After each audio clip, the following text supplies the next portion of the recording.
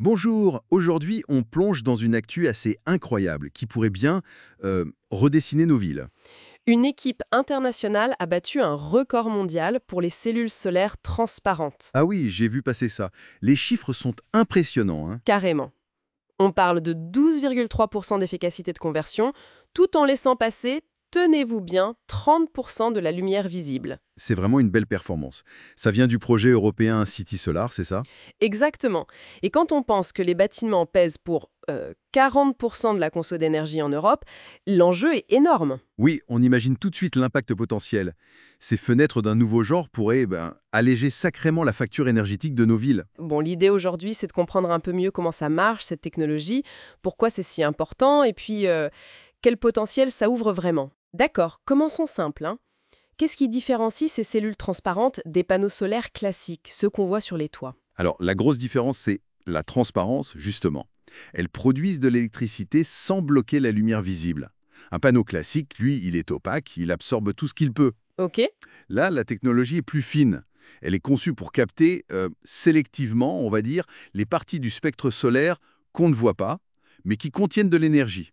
Je pense aux ultraviolets, aux infrarouges. Et donc la lumière qu'on voit, elle passe à travers. Voilà, c'est ça l'idée. Elle laisse passer la lumière visible. Ce qui veut dire qu'on pourrait transformer des surfaces qui jusqu'ici ne servaient à rien énergétiquement, comme une fenêtre, une baie vitrée, en mini-centrales électriques. Précisément, c'est tout l'intérêt. Des fenêtres, des portes vitrées, des vérandas. On peut même imaginer pour des pare-brises de voiture, pourquoi pas? Transformer du passif en actif. Mais ça a toujours été le problème, non? Trouver le juste milieu entre être transparent et être efficace. Exactement. C'était le grand défi historique. Pendant longtemps, il fallait choisir. Soit on avait des cellules assez transparentes, mais avec un rendement assez faible, soit elles étaient plus efficaces, mais du coup trop sombres pour une fenêtre. Et alors, comment City Solar a réussi à dépasser ça? C'est quoi leur astuce? Leur innovation clé, c'est ce qu'ils appellent une structure tandem. En gros, c'est qu'une superposition très maligne de deux types de matériaux photovoltaïques différents. Ah oui, lesquels? Il y a d'abord des cellules solaires organiques et ensuite de la pérovskite. La pérovskite, c'est un matériau dont on entend beaucoup parler. C'est cristallin, très efficace pour convertir la lumière en électricité et son coût de fabrication est potentiellement bas. D'accord, la perovskite pour la puissance. Et les matériaux organiques? Eux, ils apportent d'autres qualités?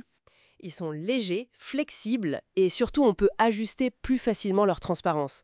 Donc si je comprends bien, c'est un peu comme une équipe. La pérovskite marque les buts et les organiques gèrent la défense et la clarté du jeu. C'est une bonne image, oui. C'est cette synergie, cette combinaison qui permet d'optimiser la capture d'énergie sur une plus grande partie du spectre lumineux sans pour autant sacrifier la transparence.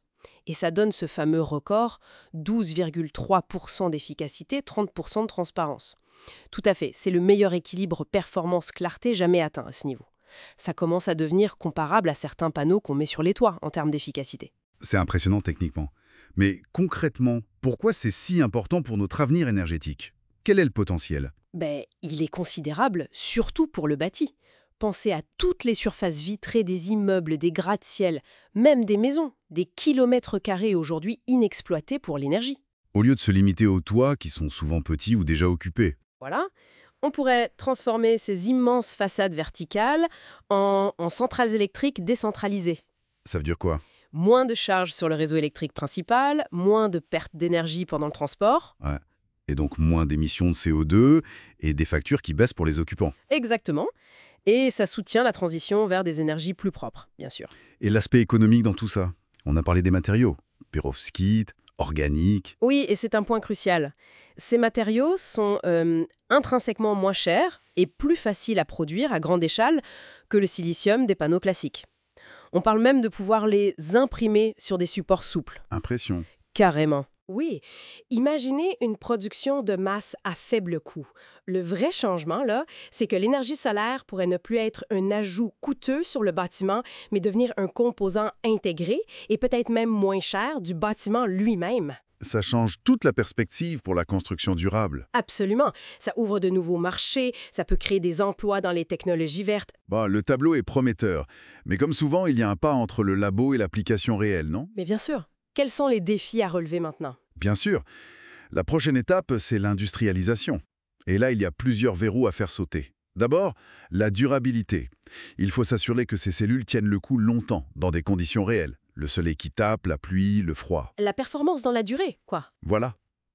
Ensuite, il faut continuer à optimiser le trio. Efficacité, transparence et coût. Il faut trouver le point d'équilibre parfait pour que ce soit commercialement intéressant. Et trouver l'argent pour tout ça, j'imagine. Et oui, le nerf de la guerre. Sécuriser les financements, nouer des partenariats avec des industriels pour lancer des tests à plus grande échelle, obtenir les certifications et enfin démarrer la production. On voit d'ailleurs que ça bouge ailleurs aussi. D'autres entreprises, comme Next Energy Technologies aux États-Unis, annoncent aussi des avancées. C'est bon signe. Cette concurrence est bonne. Ah oui, c'est très positif. Ça montre que le potentiel est bien réel, que beaucoup y croient. C'est une émulation saine. Ça pourrait même transformer toute l'industrie du verre, qui passerait de simples fournisseurs de matériaux passifs à créateurs de composants actifs qui produisent de l'énergie. Une vraie révolution pour le secteur. Potentiellement, oui. L'avancée de City Solar est majeure parce qu'elle prouve qu'on peut vraiment sortir de ce vieux dilemme, choisir entre l'efficacité et la transparence. En résumé, c'est une étape vraiment clé vers des bâtiments plus autonomes, plus intelligents énergétiquement. Tout à fait. Et pour finir, peut-être une petite réflexion. Si demain, nos fenêtres, les façades des immeubles, se mettent de façon visible à produire de l'électricité, est-ce que ça ne pourrait pas changer notre propre rapport à l'énergie ?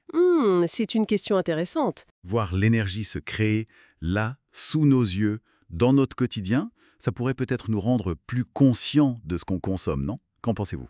Voilà, une piste à explorer pour une prochaine fois.